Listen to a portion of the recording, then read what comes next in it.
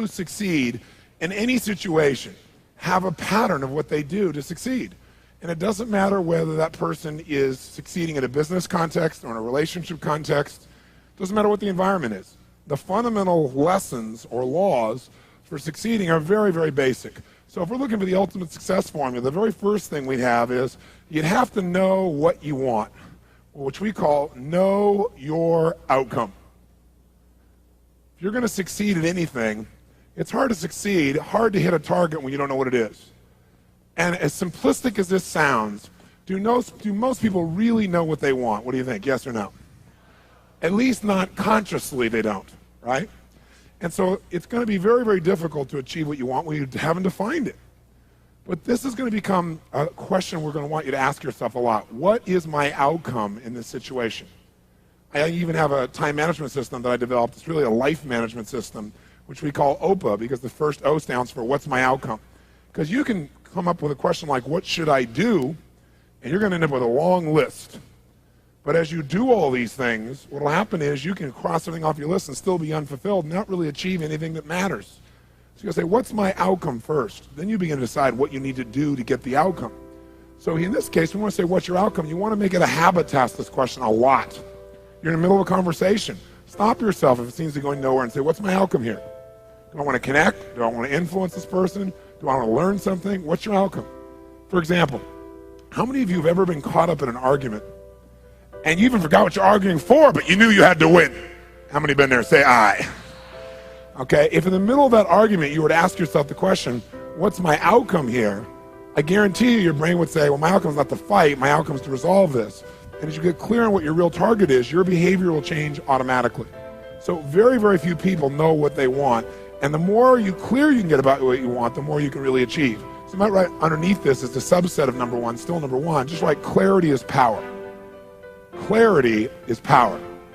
The more clear you can become about what it is you really want, the more power you're going to have. Because your brain is like a servo mechanism in a bomb, as an example. When they send a missile out, it has a servo mechanism. It knows what the target is, and when the target moves, it follows it. Well, your brain is very similar. When you decide exactly what it is you want, you start picking up information that you never would have picked up before consciously.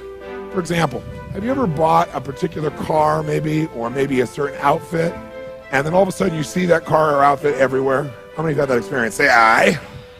Well, was that car outfit already around you all the time? Yeah, but you didn't notice it because there's a portion of your brain that is responsible for one thing, and that is screening out 99% of what you see, hear, and feel in life. Because if you were to notice everything that's going on in this room right now, you go stark raving mad. But most of you don't. You pay attention to a small number of things. If you could right now notice what? Millions of things. You could notice my voice. You could listen to what I'm saying. You could notice what's going on in the background, the screens. You could hear the air conditioning. You could smell your neighbor off to all that jumping up and down and notice that. Right? You could feel maybe a little sweat trickling across your chest or whatever was going on after all that jumping up and down. You could feel the blood maybe vibrating or circulating through your left eardrum, but you don't think about those things, so maybe I mention them or something triggers it.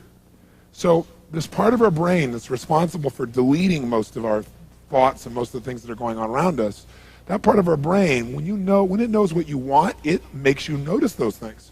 You suddenly see that car because it's important. It's called the reticular activating system. You don't have to write all that down. For short, it's called RAS. The reticular activating system tells your brain what to pay attention to. So when you say, this is what I really want, now anything that relates to that you wouldn't have noticed before will start popping up into your focus. And a lot of times people say, it's amazing. I decided this and it was kind of synchronicity. These things started popping up. Well, these things were probably around you before, but you never noticed them because you hadn't decided your outcome. Now, when you know your outcome, you're ahead of 95% of the population. But that's not enough. The second thing you got to know is a lot of times you know your outcome, but you lose your drive. You want something, but you forget the most important thing, which is know why you want it. Know why you want it. You got to know the purpose. In our OPA training system, when people are managing their lives, we have them ask, what's my outcome? And then why do I want this? Because any person successful, really successful, knows exactly what they want and they know why. The reason you got to know why is, remember I said yesterday, reasons come first, answers come second. If you get enough reasons, you can get a big enough why, you can figure out how to do about anything, but you got to have purpose because purpose provides drive. Now, if you know what you want and you know why, you're light years ahead of most of the population, but you got to go the step that most people seem to avoid, and that is you got to take massive what? That's right, and the key word there is massive. Massive action can be a cure-all when you know what you're after and you know why you want it. Because when you know what you're after, when you take action, you won't just be expending energy. You'll be moving yourself in a direction towards something you really, really want. And by the way, last night we called taking massive action personal what? Power, which means the ability to take action. And what stops people from taking action? Primarily what? Fear. And the way you get over that fear is, what do you think is the number one fear most people have? Failure. And the reason is they feel if they fail, they won't be loved. They'll be rejected. They'll be hurt. They'll be judged. So what they really are afraid of is losing love. And they think that this rejection, or I should say this failure, will lead to that rejection or loss of love. The truth of the matter is you can't fail unless you don't try. If you try something that doesn't work, you just learn from it, and that'll make you better the next time you go about it. Now, if you know your outcome, know why you want it, and take massive action, you're now in the most small percentile of people on the planet. So what's the next step, though? Well, you can take a lot of action and get caught up in a pattern. Like become so determined that you became like tunnel vision, like, I know this is going to work. And so you keep running east looking for a sunset with total certainty and a lot of belief, high standards, still doesn't work. So what you have to be able to do to succeed so you don't get caught up in some old pattern is you got to know what you're getting. Know what you are, know what you're getting. The word we use for this, as for short, is we call it sensory acuity. Sensory acuity is the idea that you want to become acutely sensitive to whether what you're doing is working or not. You don't want to just say, okay, I know what I want, I know why I want it, I'm just going to make it happen, this is how I'm going to do it. You keep hammering it and hammering it and hammering it, doing something that doesn't work. And people do this all the time, right? Do the same thing over and over again, expecting a different result. That's called insanity. You can't do the same thing again and again, expect a different result when you can see it doesn't get the result. But we get caught up in our patterns. So we want to get really sensitized, acutely sensitized, sensory acuity, to whether what we're doing is working or not. And by the way, sensory acuity is really the measure of a person's intelligence. What I mean by that is, how do we measure intelligence? Intelligence is a measure of the number and quality of distinctions you have in a given situation. Like, for example, if you talk to Eskimos, that's actually not the politically correct term anymore, I guess it's Inouye. If you talk to an Inouye, what we formerly called Eskimos, you'd find out that Inouye have more than a dozen words for the word snow. More than a dozen. Now, I'm from Southern California. Guess how many words I have for snow? One. I don't see any of it. It's called snow, baby. Right? But they got to know what kind of snow. They got to make more refined distinctions to be effective in the world, to get their outcomes. They got to know what kind of snow you can build an igloo out of, what kind of snow you can take your dogs through, what kind of snow you can eat, right? What kind of snow you're going to fall through. So who has more intelligence, who has more power in that snowy environment? The Eskimo or me? Which one? Eskimo, because they have more sensory acuity. They have more refined distinctions about what each of these elements mean versus I just see it as snow. Now, if you took that Eskimo and you stuck him in my car in Los Angeles, then we'd find out that maybe I have a little more intelligence because he might try to steer the thing using the rearview mirror, right? He just doesn't know. So since he doesn't have that acuity, he doesn't have those distinctions, he wouldn't do terribly well there. See, some people I could hold this up and I could say, what is this? And they'd say, well, it's a cylinder. Other people say, no, that's a blue, white, and black cylinder. Someone else says, no, that's a blue color marker. A few people say, no, that's not just a blue color marker. That is a Pilot super color, bride and wad color marker, and if you get it in your clothes, it'll never come out. Now, which one of those people has more power? 1, 2, 3, or 4?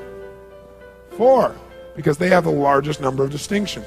So now, if you know your outcome, you know why you want it. You got your purpose. You got your drive. You got your A and OPA. This is outcome, purpose, action. You know the massive action. You're taking action, and you notice if it's working. What happens if you notice it's not working? You're taking action, but it's not getting you closer to your outcome. What's the obvious 5th step? The 5th step is change your approach. Change your approach. If what you're doing, your acuity says is not working, change it. Now, what if you change your approach and that's still not working? Then what would you do? What would you do? Come on, what would you do? Change it again. Keep yourself in a peak state. Sit up in your chair. Some of you have gone back into that deep hypnotic state of learning, I can see. And what if you tried that and it didn't work? Then what would you do? What if that doesn't work? What do you do? And what if that doesn't work? What do you do? What if that doesn't work? What do you do? What if after all that it still doesn't work? What do? And what if you try that and it doesn't work? How many times? Until you find out what works. Do not say to yourself, I've tried everything. That's bull. If you tried everything, you'd have what you want. Well, I haven't tried everything, but I tried millions of things. Millions? Number them, name them. Well, maybe tens of thousands. Tens of thousands? Name 1,000. Well, maybe 100. Name 100. Well, maybe I did these 2 things over and over again that don't work. Okay? But when we start saying, I've tried everything, we tend to incant that, don't we? We make it an incantation, and then we believe it. And since we think we tried everything, we just give up. That's garbage, not true. Hey, let me ask you a question. How long would you give your average baby to learn how to walk? Before you shut them off and didn't let them try anymore. What are you, crazy? My kid's going to keep trying until he or she walks. Magic formula. Almost everybody in the whole world walks.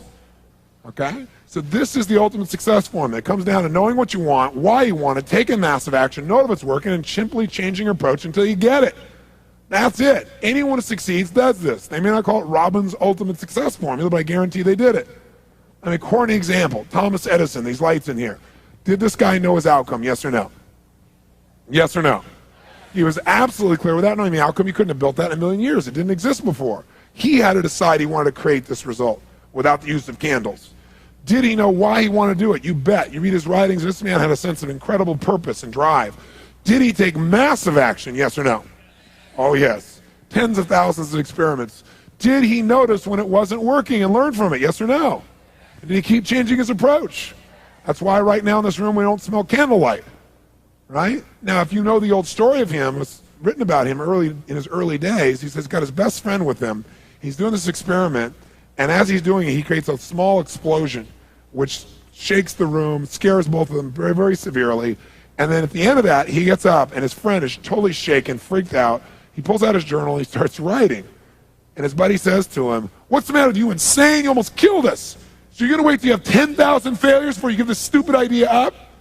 And Edison's response to him was, I didn't have a failure there. He goes, that's your 9,999th failure. He said, no, it's not. He said, I discovered the 9,999th way not to invent the electric light bulb. But I did discover how to create a small explosion, which may be useful in the future somewhere else. Interesting, right? Because he understood what this process was. Hey, did Bruce Springsteen use this? Do you think he just went out and used his gravelly voice and said, hey, baby, born to USA, and everybody went, yeah, you're it, man? Is that what happened? No. What really happened, if you know his story, was that all the agents and people he went to try and book with said, just play the guitar and keep your mouth shut. Your voice is gross sounding. It's gravelly. It's irritating. No one is going to like the stuff. Keep your mouth shut and play the guitar. But he knew what he wanted. He had all the drive you can imagine, knew why he wanted, took massive action, kept changing his approach until he got what he wanted. How about Sly Stallone, Sylvester Stallone, Rocky? Rocky's story is this even, right? But Sly's is too. Sly's a good friend of mine. And when I first met him years ago, he's listening to my tapes and stuff, and he invited me over for dinner. We started talking. And I said, I've heard your story from other people, but I really love to hear it from the horse's mouth. I don't know how much is mythology, urban myth, and how much is true. So he told me his whole story. He said the essence of it, though, was he said he knew his whole life what he wanted to do since he was very, very young. He wanted to be in the movie business, period. Not just TV, movies. And he said why was, for him, it was a chance to have people not only escape, but to inspire people. And by the way, that drive is what made most of his movies, inspire people to what they're capable of, to overcome unbelievable obstacles, because in his own life he felt like he did that. When he was born, he was pulled out by the forceps. That's why he looked the way he did. That's why he talked the way he did. And he said, so I really want to do that. And he said, I knew why I wanted to do it, and I wasn't willing to settle for anything else. And he said, what happened was I went out to try and get jobs, and it's not like I went, hey, Adrian. They went, you're a star. It didn't work out real well. They looked at me and said, hey, you're stupid looking. Do something else. What is it talking like this? There's no place for you in that stuff. You're never going to be a star in the movies. You're insane. No one's going to want to listen to somebody who looks dopey and talks out of the side of their mouth, right? And he got no after no after no after no. He said, I was thrown out more than 1,500 times of agents' offices in New York. I said, there aren't 1,500 agents in New York. He said, I know. I've been to them 5, 6, 7, 8, 9 times. He said, remember one guy, I went in there, and I got in there at 4 o'clock, and he wouldn't see me, so I stayed there, and I would not leave. And I stayed overnight. They came back the next morning. I was still sitting there. He said, that's how I got my first job. The guy said, fine, come in here. And he sat down and he went through this and he gave my first movie. I said, oh, really? I thought Rocky was your first movie. He said, no, this other movie, I'd never heard of it. He said, I said, well, what character did you play? He said, well, I was in it for about 20 seconds. I was a thug that somebody beat up. He said, because they made me feel like, people hate your guts. You getting beat up will be a good thing. And he did like 3 movies like that. Never got anything. Kept going out. Rejection, rejection, rejection. So finally he realized it wasn't working. So he changed his approach. He said, I was starving, by the way. He said, I couldn't pay for even to have heat in my apartment. My wife was screaming at me every day to go get a job. I said, well, why didn't you? He said, because I knew that if I got a job, he said, I'd get seduced back and I'd lose my hunger. He said, I knew that the only way I could do this is if it was the only choice, if I burned all other bridges. Because if I did a normal job, pretty soon I'd be caught up in that rhythm and that stuff, and I'd feel okay about my life, and I feel like my dream would just gradually disappear. He said, I wanted to keep that hunger. That hunger was the only thing I thought was my advantage. He said, my wife didn't understand that at all. He said, we'd have these vicious fights, and he said, it was freezing, so I was broke, we had no money, and he said, so I finally went to the public library one day because it was warm. He said, I didn't want to read anything. So I went in, New York Public Library. He said, I was hanging out there, and I sat down in this chair, and somebody left a book there. And he said, I looked down at this book, and it was the poems of Edgar Allan, stories of Edgar Allan Poe. And he said, so I started reading it, and he said, I got totally into Edgar Allan Poe. And he said, I know everything about it. He goes on for another 20 minutes telling me about Edgar Allan Poe. He knows everything, how he died, what it was about, what really happened. And I said, well, what did Poe do for you? He said, Poe got me out of myself. He got me to think about how I could touch other people and not worry about myself so much. And he said, it made me decide to become a writer. I said, just imagine Rocky the writer, right? And he said, so I tried to write a bunch of screenplays, nothing worked. I was totally broke. He said, I didn't even have $50. And he said, and finally, he said, I sold a script. It was called Paradise Alley. He said, it's a movie I made many years later, but I sold it. And he said, I sold it for $100. He said, but $100 was a ton of money, man. I was so thrilled. I thought, I'm on my way. But it never led to anything. And he said, so finally, he said, I kept going and going and going. He said, finally, we were so broke. He said, I hawked my wife's jewelry. He said, Tony, there's some things in life you should never do. He said, that was basically the end of our relationship. She hated my guts so much. He said, now we were so broke, we had nothing, no food, no money. And he said, the one thing I loved most in the world was my dog. He said, I love my dog because he gave me unconditional love, unlike my wife. And he said, so what happened was, though, we were so broke that to survive, I couldn't even feed my dog. So I went to a liquor store. He said, it was the lowest day of my life. And I stood outside the liquor store trying to sell my dog to strangers. He said, I tried to sell my dog for $50. And he said that finally this one guy negotiated with me and bought my dog for me, my best friend on earth, for $25. He said, I walked away from there and I cried. He said, it was the worst thing that ever happened in my life. He said, 2 weeks later, I'm watching a fight between Muhammad Ali and Wepner, this white guy that's getting bludgeoned but just keeps on coming even though he gets the hell beat out of him. And he said, I got an idea. He said, as soon as the fight ended, I started writing. He said, I wrote for 20 straight hours. I did not sleep. I wrote the entire movie in 20 hours straight. Right then. Saw the fight, wrote the movie. Whole thing, done. He said, I was shaking at the end. I was so excited. He said, I really knew, man. I knew what I wanted. I knew why I wanted it. He said, just like you teach that formula. He said, but I said, man, I took the action. Now it's time to deliver. And so he said, I went out and started trying to sell it to agents. And they all would read it, and they'd say, this is predictable. This is stupid. This is sappy. He said, I wrote down all the things they said, and I read them the night of the Oscars when we won. Right? He said, it was really good, right? The greatest revenge is massive success. And he said, so what happened was, he said, I kept going, trying to sell it, nobody going, I'm broke, I'm starving. He said, finally, I meet these guys, they read it, and they believe in the script, and they love it. And they offer me $125,000 for my script. I said, oh my God, you must have been out of your mind. He said, I was. I said, just one thing though, guys, you got a deal based on one thing. And they said, what's that? He said, I got a star in it. They went, pfft. What are you talking about? You're a writer. I said, no, I'm an actor. I said, no, you're a writer. I said, no, I'm an actor. That is my story, and I'm Rocky. He said, I got to play it. I got to be the head person. I got to be the starring role. And they said, there's no way. We're not going to pay you $125,000, take some no name and stick you in that and throw our money away. We need a star. And they want to have Ryan O'Neal play Rocky, to give you a picture. Can you imagine? That's who they'd picked, right? And so he said, no way, Ryan O'Neal isn't Rocky, I'm Rocky. Went through this whole thing, right? They said, well, take it or leave it. He said, I left the room. I said, if that's what you believe, you don't get my script, and he left. Here's a man with no money, none, totally broke, offered $125,000 more money than he'd seen in his lifetime, and he walked away because he knew his real what? Knew his real what? And why he wanted it. He was committed to it. So he said they called him a few weeks later, and they came and brought him back, and they offered him $250,000 not to star in his own movie. He turned it down, $250,000. They came back, their final offer was $325,000. They wanted this thing. He said, not without me, and they said no. They finally compromised, and they gave him $35,000 and points in the movie, because they said, if this is going to happen, then you're going to take the risk with us. And the bottom line is, we don't think it'll work, but at least we won't spend a bunch of money on you. And then they only spent $1 million to make Rocky, and it grossed $200 million at the time. I mean, it was done pretty well. But what's interesting about this is, I said, what'd you do? I mean, even $35,000, it's not $250,000. That's a lot of money when you don't have 25 bucks. I said, what's the first thing you did? I figured you went out and partied or something. He said, I went to that liquor store for 3 straight days and hoped that the man who had my dog frequented the store. He said, because I want to buy back my dog. I thought that was so cool, right? That was really cool. I said, what happened? He said, third day I was there, this guy walks by, and I see him, and I can't believe it, and there's my dog.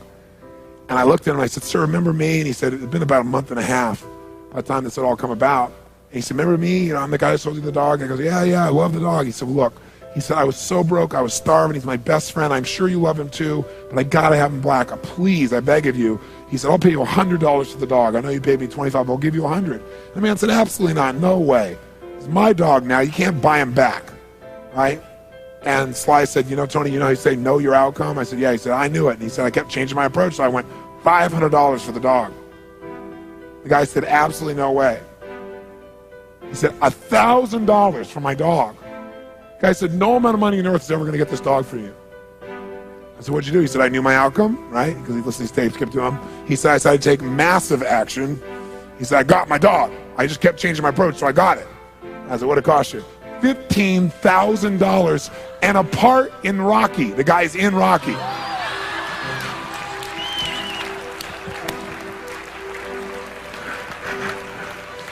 You know that dog in Rocky, Butt Kiss? That's Sly's real dog, right? That's the dog. He bought him back. So he put his dog in the movie, and he put the guy in the movie and paid $15,000 while he had $35,000. Isn't that pretty cool? Pretty awesome.